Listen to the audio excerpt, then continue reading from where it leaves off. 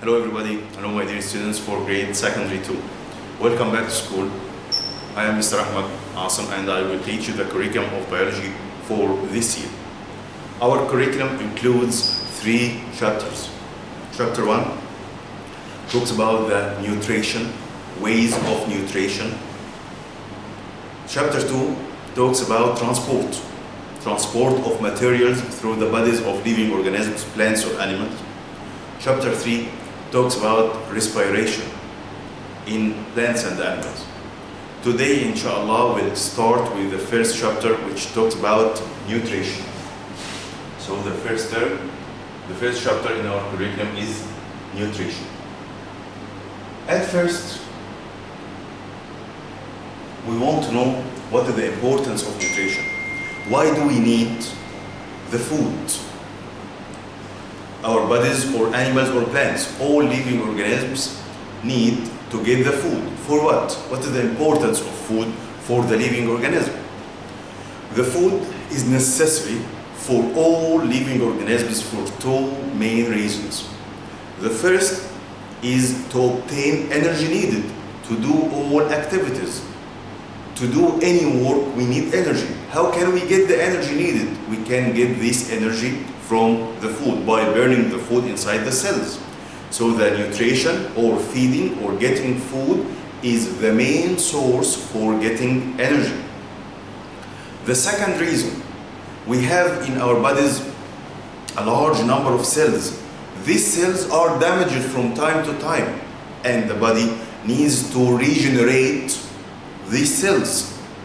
How does the body regenerate these cells? The body regenerates these cells from the materials obtained from the food, like protein.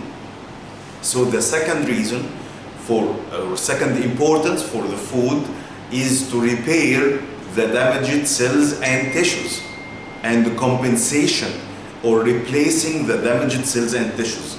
So we have 2 main importance for the food. Number 1, getting energy or obtaining the energy needed for the living organism. Number 2 is to compensate or repair the damaged cells and tissues and building new cells for the body. So the importance of nutrition, the first one is getting energy.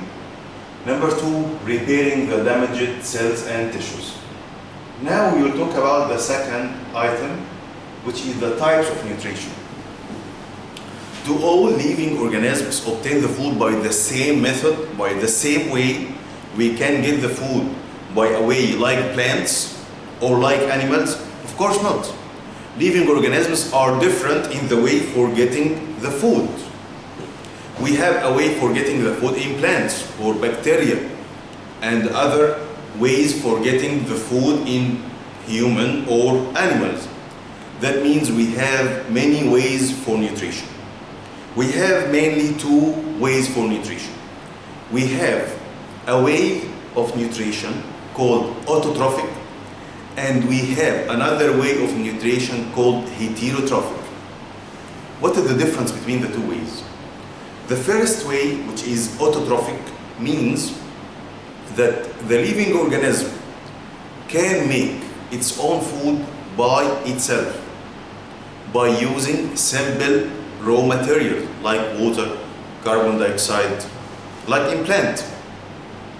In plant, the plant uses these simple raw materials like water, carbon dioxide and so on, minerals.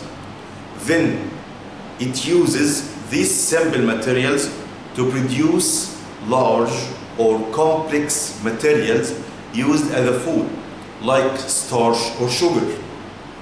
So this way is called autotrophic, and the living organisms which can make their own food by this method are called autotrophs. The second way for nutrition, or second method for nutrition, is called heterotrophic. Heterotrophic is the opposite of autotrophic. Heterotrophic means that the living organism can't make its own food by itself. So it depends on other living organisms to get the food. It feeds on other living organisms to get the food. Like what? Like human. We can't make our food by ourselves. We can't use the sun and oxygen or carbon dioxide and mix them together to produce the food. We can't. But we depend on other living organisms to get the food. We depend on plants. We depend on animals. These living organisms are called heterotrophs. So we have autotrophs and heterotrophs. Heterotrophs are classified into 3 groups. We have heterotrophs are called holozoic, heterotrophs are called parasites, heterotrophs are called saprophytes. What is the difference between these 3 groups? Holozoic, the first group of heterotrophs, includes 3 parts. Holozoic means that the living organism feeds on animals that are called carnivorous, or living organisms feed on plants that are called herbivores, and some other living organisms from heterotrophs can feed on both of plants and animals that are called omnivores. So holozoic includes 3 groups: carnivorous, herbivorous, and omnivores. Of course, human belongs to omnivores because he can feed on plants or animals. The second group of heterotrophs is parasites. Parasites are living organisms that live inside the body of another living organism, getting its food and causing harms for the body, like Bilharzia. The third group is saprophytes. Saprophytes are living organisms that feed on the dead bodies. They decay the bodies of living organisms to get their food, like bacteria, for example. So we have the types of nutrition are 2 types. Autotrophic, as we said, means that the body or the living organism can make its own food by itself, like plants. Heterotrophic means that the living organism can't make its own food by itself, but depends on other living organisms, and they are classified into 3 groups: holozoic, parasites, and saprophytes. Now we will start with the first type of nutrition, which is autotrophic. We will talk in this chapter about the 2 types, autotrophic and heterotrophic. But we will start now with the first type, which is autotrophic. How does it happen? How does the autotrophs or the plant can make its food? This process for getting the food takes place through 2 processes. The first process is to absorb water and mineral salts. The second process, or the second step, is the photosynthesis process. So we have 2 processes happen during the autotrophic. The first one is absorption of water and mineral salts. The second one is photosynthesis process. So autotrophic happens through 2 processes: absorption of water and mineral salts, second, photosynthesis process.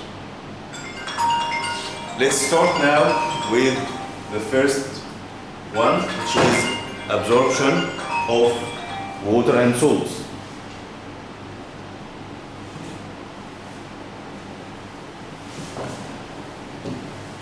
How does the plant absorb water and mineral salts from the soil? Of course, this happens through the part of plant which locates below the soil, which is called what? Which is called root system. So the root system is the part of plant which is responsible for the absorption of water and mineral salts. What is the structure of the root system that can help the plant to absorb the water? This is the part that we will talk about it last time, inshallah. So we need to know in this lesson the difference between autotrophic and heterotrophic, examples for autotrophic and examples for heterotrophic. Your homework is to answer the question, compare between autotrophic and heterotrophic. Thank you for watching. See you later and goodbye.